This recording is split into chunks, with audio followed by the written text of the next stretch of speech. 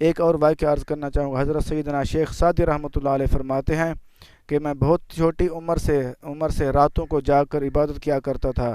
ایک بار والد محترم کے ساتھ ساری رات عبادت میں گزاری اور تلاوت کرتا رہا۔ کچھ لوگ ہمارے قریب مزے سے سو رہے تھے۔ میں نے والد محترم اپنے والد صاحب کو کہا، ان میں سے کوئی ایک بھی ایسا نہیں جو اٹھ کر تہجد کی نفل ہی پڑھ لے، تو یہ مردوں کی طرح سوئے پڑے۔ میرے والد نے فرمایا، بیٹا تم نے ساری رات عبادت تو کی، لیکن تیری عبادت کرنے کا کوئی فائدہ نہیں۔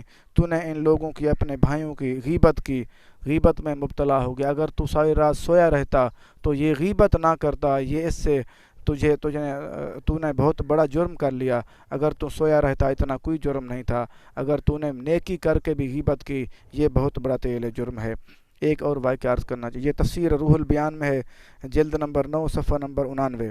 ایک اور واقعہ عرض کرنا چاہوں گا۔ حضرت سیدنا حسن بصری رحمۃ اللہ علیہ کو کسی نے کہا کہ فلاں آدمی نے آپ رحمۃ اللہ علیہ کی غیبت کی، تو آپ رحمۃ اللہ علیہ نے غیبت کرنے والے آدمی کو کھجوروں کا ایک تھال بھیج دیا، بھر کر روانہ کیا، اور ساتھ ہی کہلا بھیجا کہ سنا ہے کہ آپ نے مجھے اپنی نیکیاں دی ہیں تحفے میں، تو میں نے ان کا بدلہ بہتر سمجھا، اس لیے کھجوریں حاضر کی ہیں۔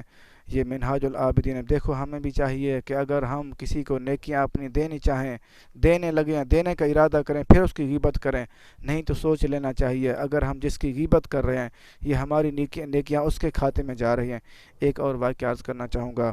حضرت سیدنا عبداللہ بن مبارک رحمۃ اللہ علیہ نے حضرت سیدنا سفیان ثوری رحمۃ اللہ علیہ سے کہا، امام اعظم ابو حنیفہ رحمۃ اللہ علیہ غیبت سے اتنا زیادہ بچتے ہیں کہ میں نے کبھی ان کو دشمن کی غیبت کرتے بھی نہیں سنا۔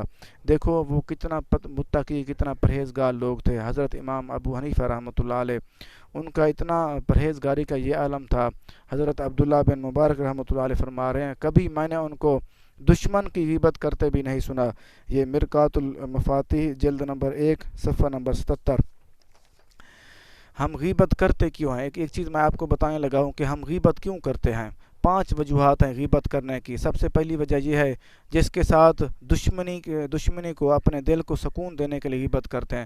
کچھ لوگوں کے ساتھ دشمنی ہوتی ہے، پھر ان کی غیبت کرتے ہیں، غیبت کر کے اپنے دل کو اطمینان سکون بخشتے ہیں۔ لیکن یہ سوچ لینا چاہیے ہماری نیکیاں، ہمیں جرم اتنا مل رہا ہے کہ ہم جیسے اپنے بھائی کے گوشت کھانے کے برابر ہو۔